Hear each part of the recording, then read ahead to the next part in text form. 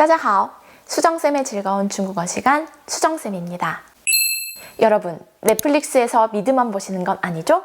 2탄입니다. 지난 영상에 이어서 꿀잼 중국 영화 4편을 더 추천해드릴게요. 이번 영화들도 1탄처럼 소설이 원작인 작품들이 많아요. 그래서인지 스토리가 정말 탄탄합니다. 그리고 4편 중에 3편은 배우 출신 감독이 만든 작품이에요. 이런 비하인드 스토리 정말 재밌지 않나요? 그럼 영화 리뷰와 비하인드 스토리 풀어볼게요. 꼭 마지막 영화까지 시청해주세요. 중국 대륙 추천 영화 8가지. 5번째 영화입니다. 용의자 X적 헌신 嫌疑人 X 的现身. 스토리 먼저 알려드릴게요. 어느 날 강변에서 전대미문으로 잔혹하게 살해된 사체 형구가 발견됩니다. 남아있는 작은 증거로 사체의 신원이 밝혀지고 그 용의자로 전처인 전징이 의심을 받게 됩니다. 하지만 전징과 그의 딸은 사건 당일 완벽한 알리바이를 가지고 있는데요. 경찰은 그들이 가장 의심스럽지만 확실한 알리바이 때문에 사건은 미궁에 빠집니다. 경찰은 미제 사건을 해결했던 능력 있는 경찰학교 부교수 당찬을 찾아갑니다.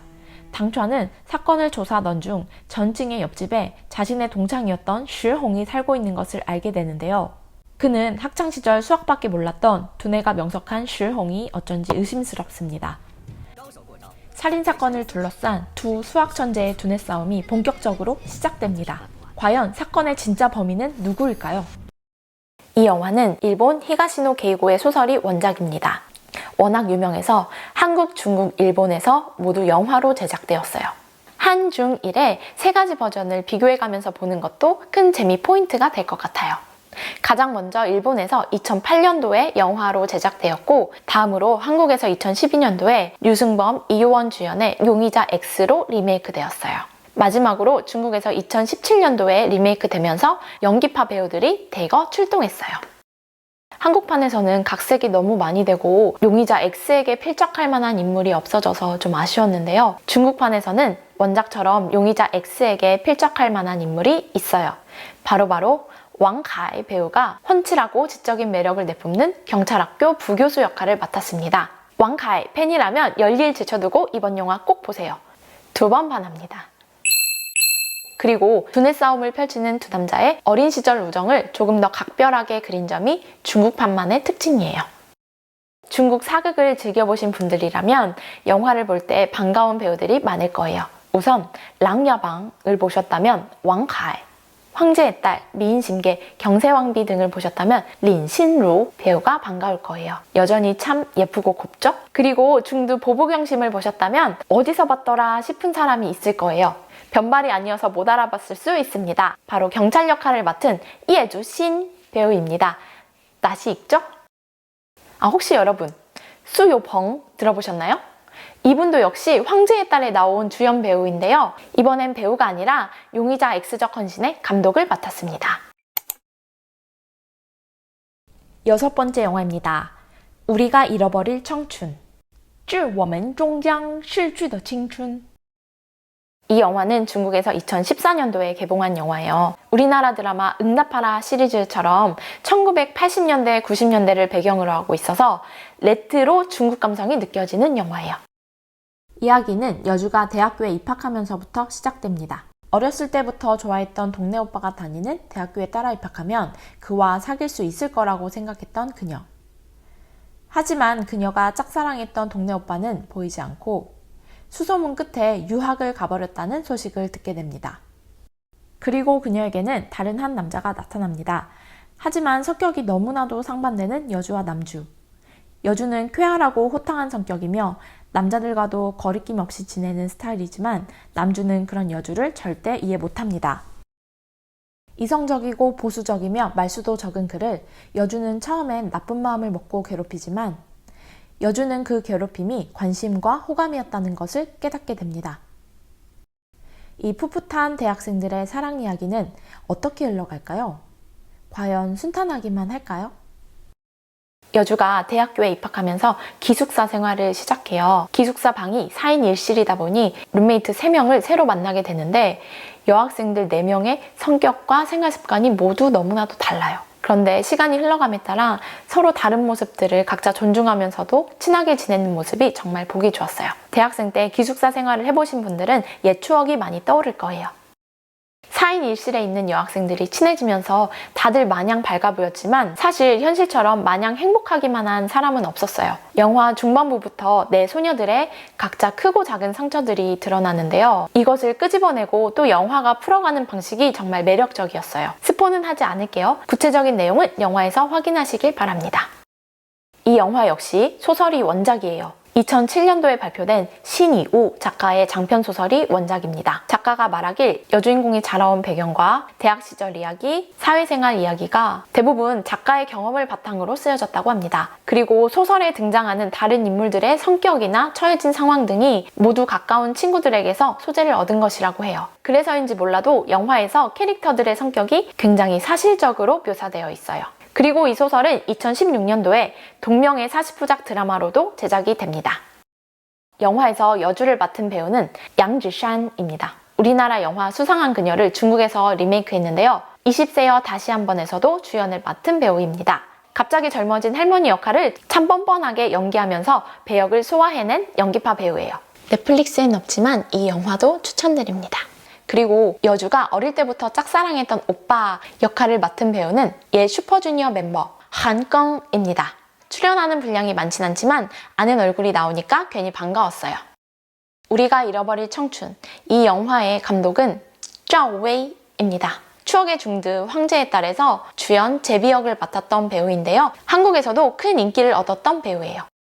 이 영화는 한화로 1247억 원, 중국 돈으로 무려 7억 2600만 위안의 흥행 성적을 거둡니다. 중화권 여감독의 데뷔작으로는 흥행 1억 위안을 돌파한 첫 작품이에요. 짜오웨이는 이 영화로 대박을 치고 중화권 영화제에서 신인 감독상과 최우수 감독상을 수상합니다. 7번째 영화입니다. What a Wonderful Family. 麻烦家族.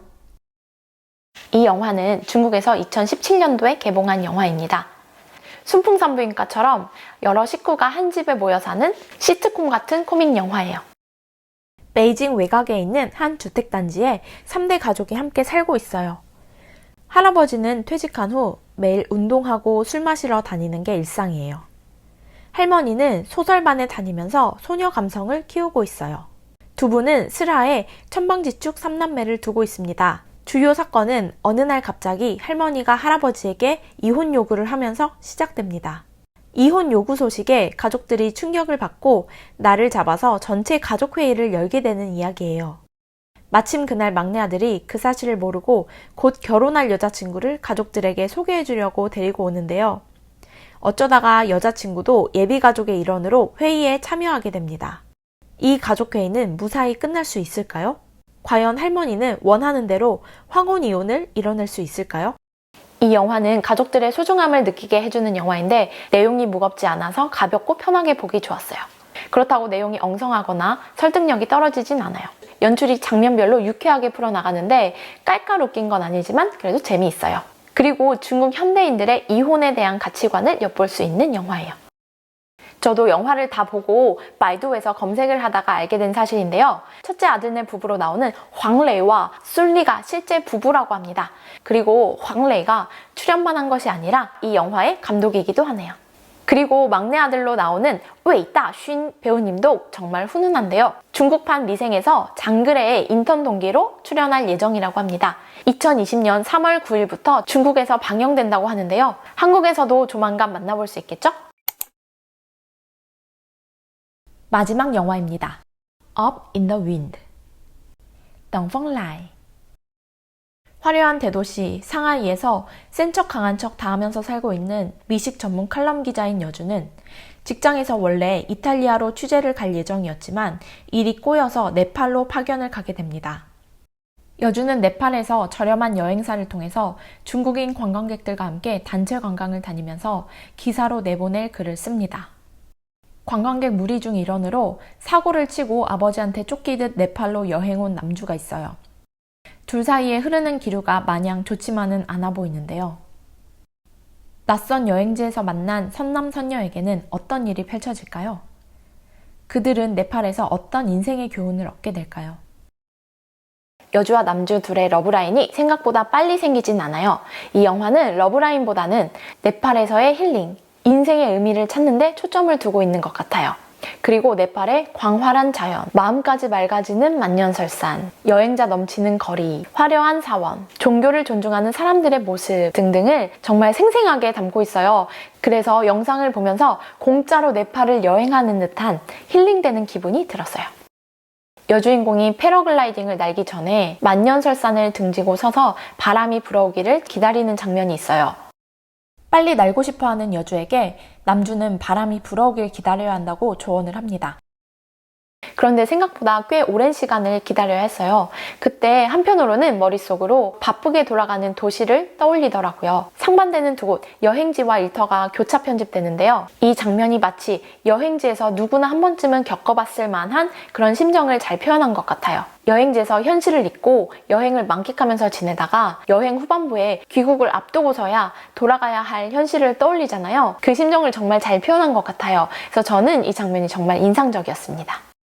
이 영화는 템포가 빠른 것도 아니고 스토리가 그렇게 흥미진진한 건 아니지만 심신이 지쳤을 때, 여행이 필요할 때 보면 힐링을 받을 수 있을 것 같아요. 네팔을 그대로 담은 듯한 영상미에 마음이 평온해지고 또 선남선녀인 주인공들 덕분에 눈이 즐거워지는 영화예요.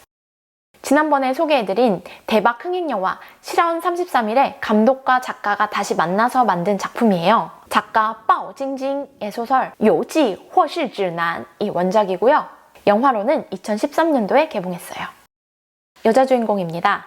니니 시원시원하고 예쁘게 생겼어요. 데뷔작은 장혜모 감독의 찔링의 열쇠소녀입니다.